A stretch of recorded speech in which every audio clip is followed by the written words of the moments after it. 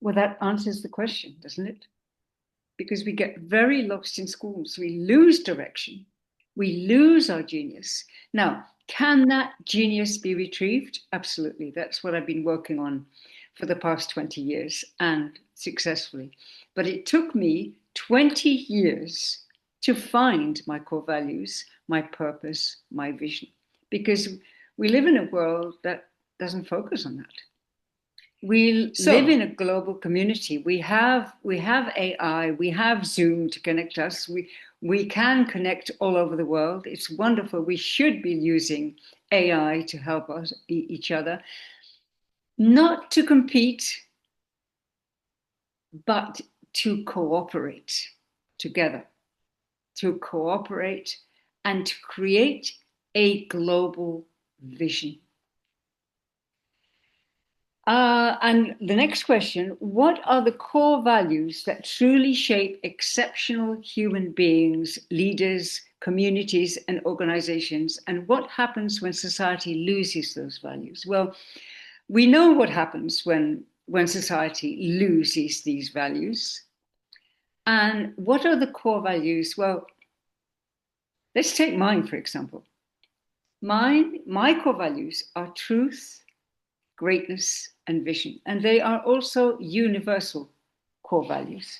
So that means I can work together with, I can cooperate with anyone who has similar core values like truth, greatness, and vision. And that's what I put into Global Leadership Schools, which I'm the founder of. So, how would a world look that was based on truth, greatness, and vision? It would look very different. Children would thrive in schools. They would learn to handle money, learn to handle their economies, and they would thrive for the rest of your lives. Many so people spend years trying to become someone else who's accepted. How can individuals discover the best version of themselves while remaining authentic to their purpose, strengths, and contribution? Well, I've created the entrepreneurial blueprint, which is for leaders, which is for children, but mainly for adults, to find the peak identity that we've lost. Because at some point in our lives, we've been at our peak. So we need to remember that moment and create a new high version of ourselves. Then we need to find our driving purpose. And if we've found who we are, we can find what we're up to.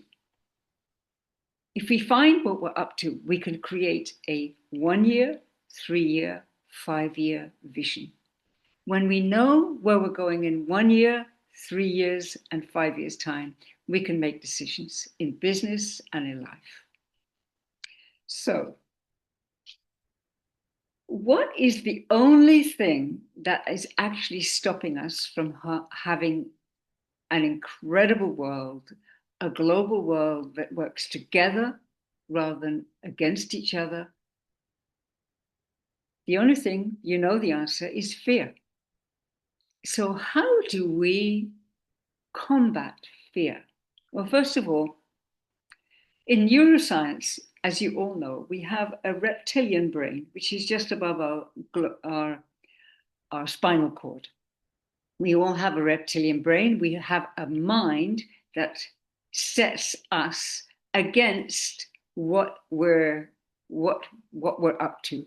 So, Ali, we're talking about what stops us from being the greatest that we can be, and I'm saying it's fear. What would you say? What is the only thing that stops let me us? start for like summarizing my concept here for the purpose of life and what is the most uh, things that most people are fearing.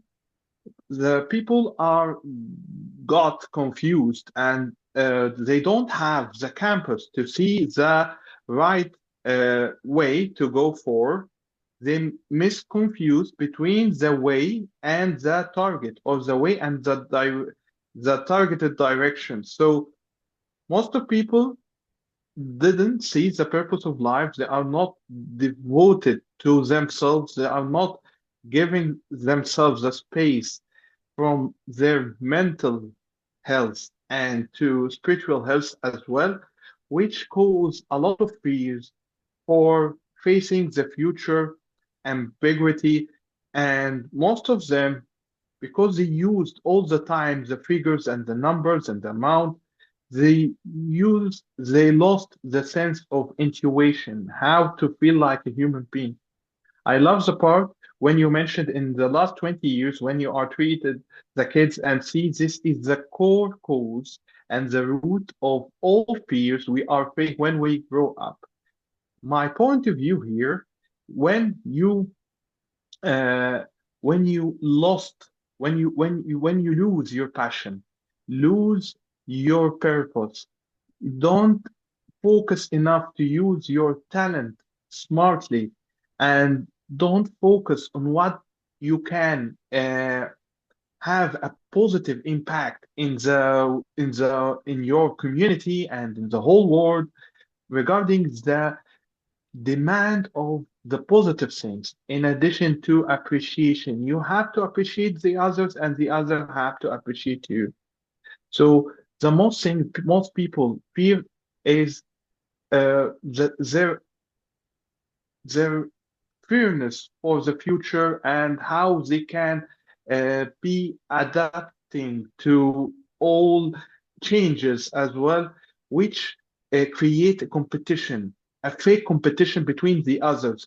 Most of people focusing on the others' work, and they forget to focus on their own work and to evolve themselves. So most of people are not aligned with each other. They don't have the social intelligence and the emotional intelligence to accept what they are in themselves and what the people they need from themselves, and to reach a point of compromise to have a a space in a healthy world. So it is at the end, it is the fairness of how we can communicate with each other, the fairness of the ambiguity of the tomorrow, how things will go on, and that fake competition between each other. Wonderful.